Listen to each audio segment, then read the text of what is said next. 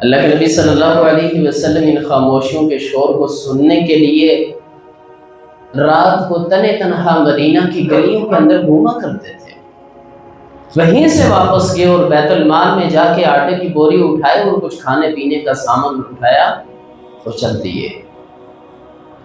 غلام نے یہ کہا کہ میں بھی اٹھا سکتا ہوں، آپ رہنے دیجیے۔ تو کہنے لگے کہ کیا قیامت والے دن تم عمر کا بوجھ اٹھا لو گے؟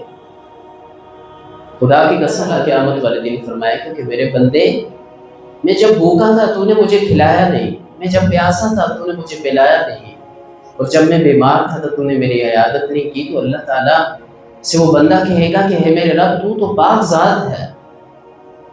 میں کیسے تجھے کھلا سکتا تھا، کیسے تجھے پلا سکتا تھا، کیسے تیری عیادت کر سکتا تو ان چیزوں سے مبرہ ذات ہے۔ تو پھر اللہ رب العالمین سورۃ الفجر کی چند آیات آپ کے سامنے تلاوت کی ہیں۔ اللہ رب العالمین نے قرآن مجید فرقان حمید کے کئی مقامات پر اس موضوع کو بار بار بیان کیا ہے کہ انسان اپنے مال سے کتنی محبت کرتا ہے۔ انسان اپنے مال کی محبت کی وجہ سے اس مال کے اندر اللہ رب العالمین نے جو دوسرے لوگوں کے حقوق رکھے ہوتے ہیں ان کی ادائیگی نہیں کی۔ اور یہ مضمون ایک جگہ نہیں بلکہ کئی مقامات پر اللہ رب العالمین نے مختلف انداز کے اندر بیان کیا ہے۔ یہیں سورۃ الفجر کے بعد آپ سورۃ البلد کے اندر چلے جائیں تو وہاں بھی اس چیز کو بیان کیا۔ تو آج جس نقطہ نظر سے میں نے بات کرنی ہے وہ یہ دنیا کے اندر کچھ ایسے شور بھی سنائی دیتے ہیں کہ جن کا تعلق انسان کی تنہائی سے ہوتا ہے، اور ہو سکتا ہے کہ کبھی کبھار آپ کو تنہائی کے اندر کچھ شور سنائی دیتے ہوں۔ خاموشیوں کے اندر سنائی دینے والا شور یہ کوئی عجیب بات نہیں، بلکہ اس کا تعلق انسان کے تصور سے ہے اور احساس سے ہے۔ ذرا سا بھی آپ تصور کی دنیا میں جا کر دیکھیں تو آپ کی خاموشی کے اندر آپ کو شور سنائی دے گا۔ ذرا سے اس کی مثال کو یوں سمجھ لیجئے کہ جب آپ دیہات کے اندر جاتے ہیں یا کسی ویرانی یا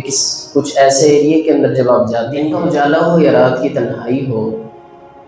جب وہاں پہ خاموشی ہوتی ہے، خاموشی چھائی ہوتی ہے، ویرانگی ہوتی ہے، تو کسی پیڑ، کسی درخت کے نیچے، کسی سائے کے نیچے آپ ٹیک لگا کے آرام سکون کے ساتھ جب بیٹھے ہوں تو دور سے آپ کے کانوں کے اندر جب چھوٹی چھوٹی آوازیں سنائی دیتی ہیں، اب ایک وہ منظر ہے کہ ہے خاموشی لیکن آپ کو ہلکا ہلکا شور سنائی دے رہا ہے کہ جو کہ آپ کی دل و دماغ کے اوپر ایک عجیب قسم کی ایک ضرب اور ایک کاری ضرب لگا رہا ہوتا ہے، اور پھر اس شور کی بنیاد پر آپ کی دل و دماغ کے اندر مختلف قسم کے وہ تصورات پیدا ہوتے ہیں۔ بالکل اسی نوعیت کا ایک وہ شور بھی ہے خاموشیوں کے اندر سنائی دینے والا شور کہ آپ اپنی زندگی کے اندر کبھی تنہا بیٹھ کے دیکھیں اور خاموش ہو جائیں اور تصور کی دنیا کے اندر چلے جائیں کہ اس وقت دنیا کے اندر کیا کیا گزر رہی ہے، کسی کے اوپر کیا کیا بیت رہی ہے۔ کوئی ماں ایسی بھی ہوگی کہ جس کا چاند اور جس کا بیٹا، جس کا لخت جگر آج ہی اس کے کچھ لمحے پہلے رخصت ہو گیا ہوگا۔ کوئی بہن ایسی بھی ہوگی کہ جس نے اپنے بھائی کو الوداع کہا ہوگا۔ کوئی والد ایسا بھی ہوگا کہ جس نے فقر و فاقہ کی وجہ سے، تنگ دستی کی وجہ سے اپنی پوری کی پوری فیملی کو چھوڑ کر کسی اور ملک میں چلا گیا ہوگا اور اس کی آنکھیں اشکبار ہوئی ہوگی۔ اسی طرح سے کسی بھائی نے اپنی ماں اور بہن اور اپنے والد کو اس حال میں بھی الوداع کہا ہوگا کہ اسے اس محلے کے اندر، اس دیہات کے اندر، اس سوسائٹی اور اس معاشرے کے اندر رہنا اس کی ایک تصورات کی دنیا ہے۔ تو جب آپ خاموش ہوں گے تو آپ کو شور سنائی دے گا کہ واقعتاً اس دنیا کے اندر کیا ہو رہا ہے، کیا نشیب و فراز ہیں۔ اور ایسا نہیں ہے کہ انسان ہر وقت کیا ہے، خوشی کے اندر ہے، مسرت کے اندر ہے۔ تو کہنے کا مطلب یہ ہے کہ آپ خاموش رہ کر بھی کسی کے دکھ اور درد اور کیفیت اور اس کی جو کرب کی کیفیت ہے آپ اس کو محسوس کر سکتے ہیں۔ اگر اس کے اوپر میں بات کروں تو غزہ کی وہ جو صورتحال ہے، اب تھوڑی دیر کے لیے ابھی ہی آپ آنکھوں کو بند کر لیجئے اور ذرا تصور کو وہاں پہ لے جائیے کہ اس وقت کیا کیفیت ہوگی وہاں پر۔ ہماری ماں بھی ہے اور ان کی مائیں بھی ہیں، ہماری بہنیں بھی ہیں اور ان کی بہنیں بھی ہیں۔ ہمارا خاندان بھی ہے اور ان کا خاندان بھی ہے، وہ کس کیفیت کے اندر ہوں گے، وہ کس دکھ اور کس کرب میں اپنے آپ کی زندگی محسوس کر رہے ہوں گے، اپنے زندگی کو بسر کر رہے ہوں گے۔ کہنے کا مقصد یہ ہے کہ انسان کی زندگی کی اصل جو انسان کی انسانیت کو جو جگا دینے والی جو چیز ہے، جو اس کی روح کو زندہ کرنے والی چیز ہے، وہ ہے احساس انسانیت۔ اور اس کی تعلیم اللہ کے نبی صلی اللہ علیہ وسلم نے خود بھی دی ہے۔ اللہ کے نبی صلی اللہ علیہ وسلم ان خاموشیوں کے شور کو سننے کے لیے رات کو تنہا مدینہ کی گلیوں کے اندر گھوما کرتے تھے، تاکہ وہ مشاہدہ کر سکیں کہ کون سا شخص کس حال میں ہے، کس دکھ کے اندر ہے، اس کے اندر اس کی زندگی کی کیا کیا کیفیات ہیں۔ اور حضرت عمر فاروق رضی اللہ تعالیٰ عنہ، آپ کے اس حوالے سے واقعات تو بے شمار واقعات ہیں، متعدد واقعات ہیں، مشہور واقعات ہیں کہ حضرت عمر فاروق رضی اللہ تعالیٰ عنہ اس طرح سے رات کو مدینہ کی گلیوں کے اندر گشت کیا کرتے تھے۔ اور گشت کرنے کے پیش نظر کیا ہوتا تھا کہ تاکہ دکھی امت کے جو دکھ ہیں میں ان کو بانٹ سکوں، تاکہ ان کے جو درد ہیں میں ان کو بانٹ سکوں، میں ان کو دور کر سکوں، میں کسی کے دکھ کا مداوا بن سکوں، میں کسی کی بے سہارا زندگی کا سہارا بن سکوں۔ حضرت عمر فاروق رضی اللہ تعالیٰ عنہ کی زندگی کا یہ معمول، ایک رات کو وہ مدینے کی گلیوں میں گشت کر رہے تھے اور ایک خیمے کے پاس سے گزرے، دیکھا کہ کچھ سنائی دیا کہ کچھ بچوں کے رونے کی آواز ہے۔ تو جب حال دریافت کیا، اندر گئے تو دیکھا کہ ایک عورت ہے، تو اس نے ہانڈی کے اندر کچھ پکا رہی ہے اور بچے پاس بلک رہے ہیں، رو رہے ہیں۔ تو مزید سوال کیا کہ آخر کیا معاملہ ہے، بچوں کو کھانا کیوں نہیں دے رہی ہے آپ؟ تو کہنے لگی کہ کھانا تو ہے ہی نہیں ہانڈی کے اندر، بلکہ پانی ہے یا کچھ پتھر ہیں کہ جن کے ابلنے کی کچھ ایسی آواز ہے کہ بچوں کو ایک سہارا ہے، ایک آسرا ہے کہ کچھ پک رہا ہے، اور اسی آسرے اور سہارے کے اندر وہ بچے سو جائیں گے، اسی انتظار کے اندر ان کی آنکھیں بند ہو جائیں گی۔ تو اس عورت نے ساتھ میں یہ کہا کہ ہمارے اوپر ایسا وقت ہے، اور عمر جو کیا ہے اس زمانے کا، اس موجودہ وقت کا امیر ہے، وہ تو ہمارا پتہ بھی نہیں کرتا۔ لیکن حال یہ تھا کہ حضرت عمر فاروق رضی اللہ تعالیٰ عنہ خود وہاں پہ وہیں سے واپس گئے اور بیت المال میں جا کے آٹے کی بوری اٹھائے اور کچھ کھانے پینے کا سامان اٹھایا اور چل دیے۔ غلام نے یہ کہا کہ میں بھی اٹھا سکتا ہوں، آپ رہنے دیجئے۔ تو کہنے لگے کہ کیا قیامت والے دن تم عمر کا بوجھ اٹھا لو گے؟ خدا کی قسم، حضرت عمر فاروق رضی اللہ تعالیٰ عنہ وقت کا وزیر اعظم سمجھ لیجئے، وقت کا امیر المؤمنین ہے، اور خود اپنے کاندھے کے اوپر وہ سامان اٹھائے ہوئے اس بوڑھیا عورت کے گھر میں لاتے ہیں اور کھانا پکاتے ہیں اور کھلاتے ہیں۔ یہ وہ دکھ اور درد تھا جسے محسوس کیا جاتا تھا۔ میں اسی دکھ اور درد کی بات کرتا ہوں، میں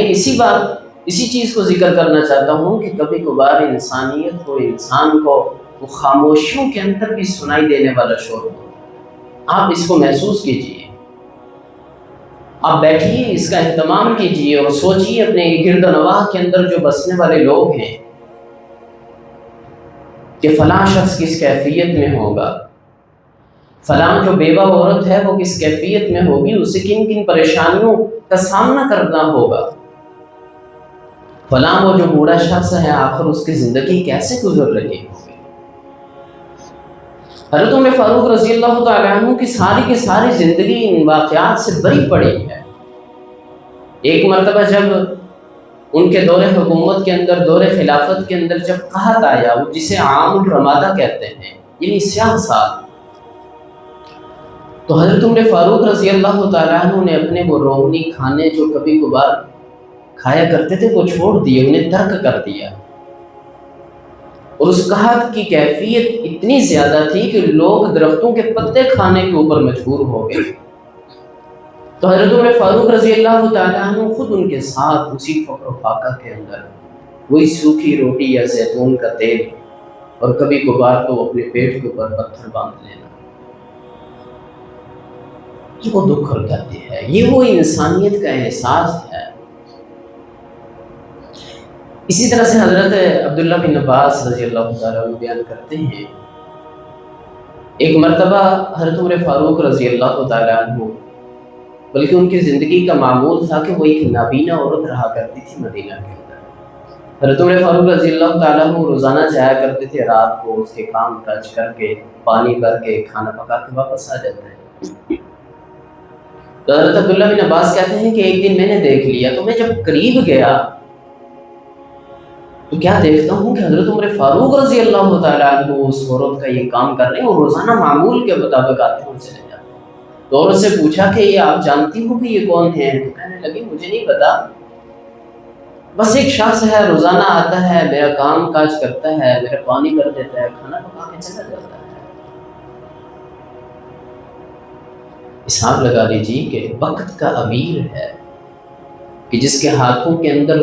جس کے ہاتھوں کے اندر کیا ہے؟ خلافت کی باغ دور ہے،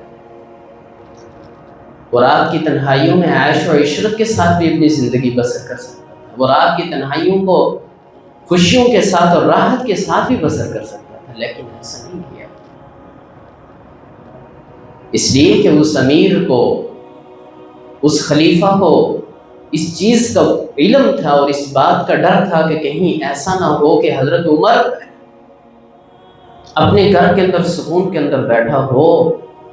اور کوئی شخص، کوئی عورت، کوئی بوڑھا، کوئی بچہ دکھ اور درد اور غم کی کیفیت کے اندر زندگی بسر کر رہا ہے۔ بس میں اسی چیز کی آپ کو احساس دلانے کی کوشش کر رہا ہوں کہ میرے اور آپ کے دل کے اندر یہ احساس پیدا ہو جائے اور میں اور آپ اس چیز کا اہتمام کر لیں کہ تنہا بیٹھ کر، تنہائی میں بیٹھ کر، چاہے آپ زندگی کی کسی حال میں بھی ہیں، کبھی کبھی تنہائی میں بیٹھ کر خاموشیوں کے اندر سنائی دینے والا جو ایک شور ہے اس کو محسوس کیجیے۔ ہو سکتا ہے کہ آپ کے پڑوس کے اندر کوئی شخص ایسا ہو کہ جس نے بھوکی رات گزاری ہو سکتا ہے کہ آپ کو عز و اقربا کے اندر آپ کے پڑوسیوں میں سے کوئی ایسا گھرانہ بھی ہو کہ جس نے ساری رات روتے ہوئے بلکتے ہوئے بچوں نے گزاری ہو سکتا ہے کہ کوئی آپ کے قریبی شخص کہ جس نے پوری کی پوری رات دکھ اور درد اور اس کیفیت کے اندر گزاری ہو، وہ شدید بیمار ہو۔ میں نے ایک مرتبہ پہلے بھی یہ حدیث ذکر کی تھی کہ اللہ کے نبی صلی اللہ علیہ وسلم فرماتے ہیں کہ اللہ تعالیٰ قیامت والے دن فرمائے گا کہ میرے بندے، میں جب بھوکا تھا تو نے مجھے کھلایا نہیں، میں جب پیاسا تھا تو نے مجھے پلایا نہیں، اور جب میں بیمار تھا تو نے میری عیادت نہیں کی۔ تو اللہ تعالیٰ سے وہ بندہ کہے گا کہ ہے میرے رب، تو پاک ذات ہے، میں کیسے تجھے کھلا سکتا تھا، کیسے تجھے پلا سکتا تھا، کیسے تیری عیادت کر سکتا